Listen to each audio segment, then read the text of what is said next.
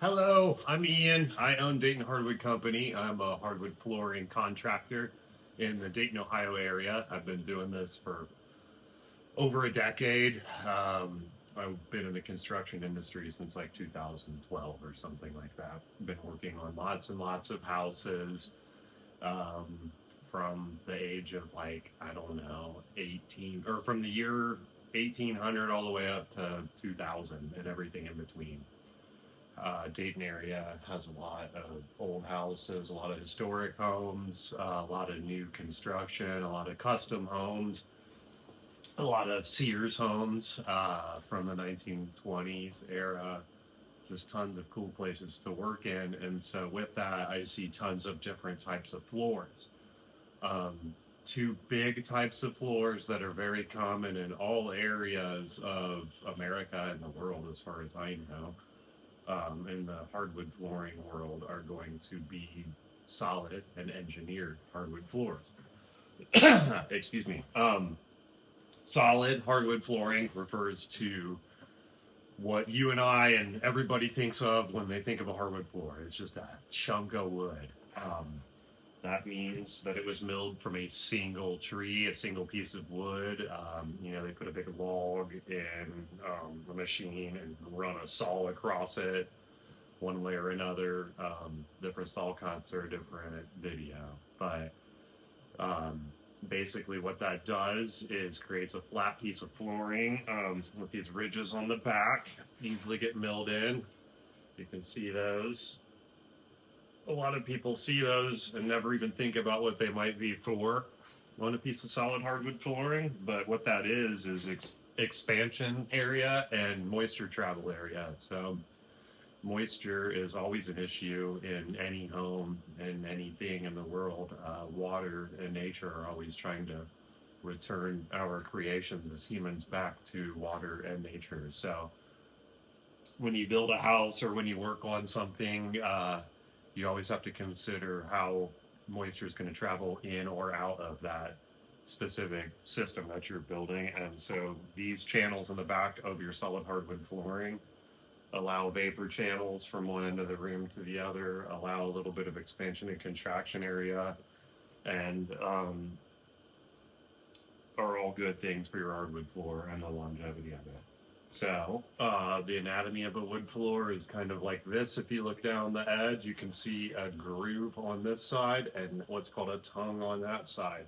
And if you can imagine, row by row, when you lay this flooring, that your tongues will engage into that groove. So the next piece has a groove that goes right there, and so on and so forth from wall to wall. That keeps your whole install as one solid piece when it's all said and done. So this is a piece of solid hickory. It's reclaimed. It was made from a piece of barn wood at a mill in Covington, Ohio, by a friend of mine named Cody. Awesome mill. I made a really cool floor with this herringbone a couple months ago. Oiled it, really cool. I need to go back and get some like cool footage of it. It's only on my shorts right now, or if you go to like my Instagram or Facebook, you'll see more reels and stuff of it. But I promise I'm going to make YouTube my coolest social channel. So if you guys bear with me through some of this boring stuff, I'm going to figure out how to edit videos in a cool way and make them visually stimulating like my Instagram and Facebook are. I've just only figured out how to do that in like short things. So I'm going to make long videos that are cool like that and put some music in them and stuff, and they'll be entertaining. But for now, you're just going to listen to me talk. um, Solid, one piece of wood, milled the way we talked about. Engineered, going to be milled similarly in terms of when they cut it, but it's going to be a thinner piece of hardwood. So when you're looking at the top of this walking surface, or wear layer is what we call it, you would never know if you're walking on an engineered hardwood floor or a solid hardwood floor. And that's the point.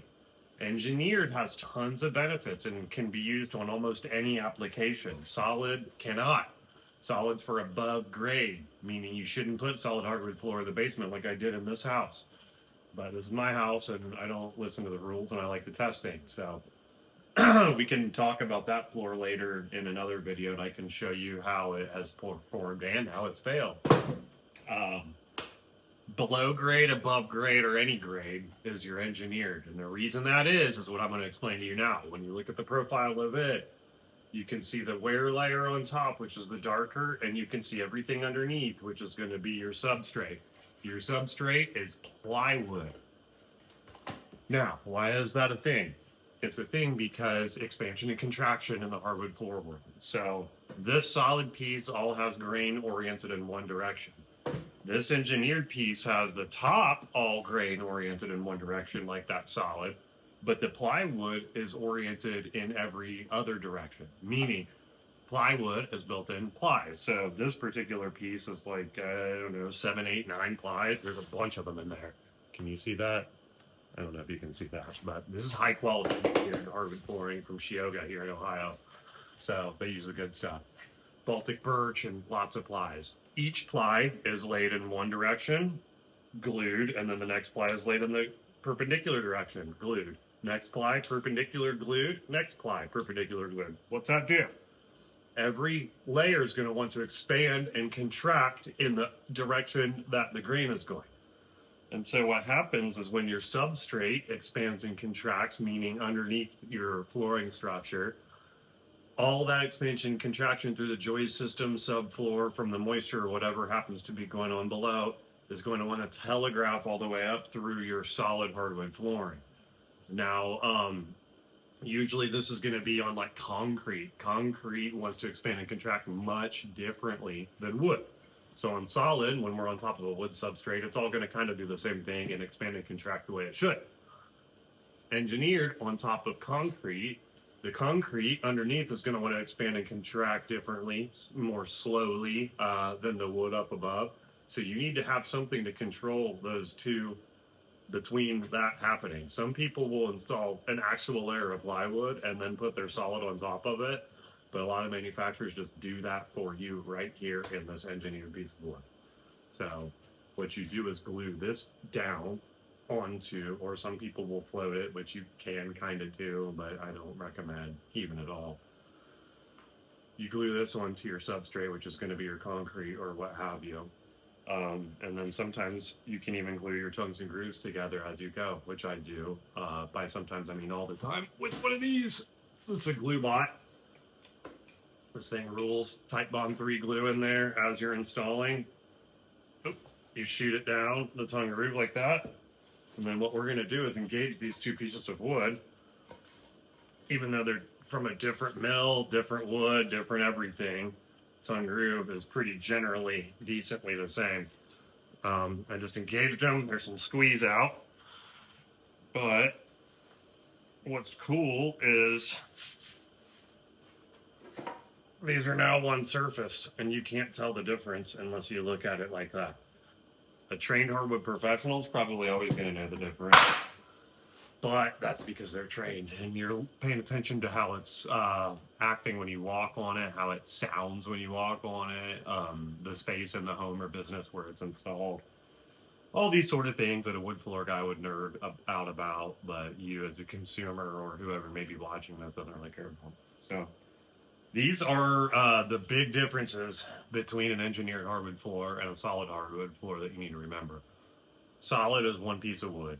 It's made for above grade, and it's your traditional hardwood floor. It's basically what you and I and everybody thinks of when they think of a hardwood floor, and is awesome. It's our bread and butter, and we love it.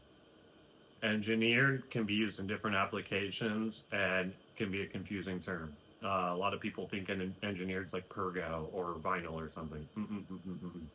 We're talking engineered, we're only talking high quality engineered. If it ain't high quality, it ain't engineered, so we don't care about it.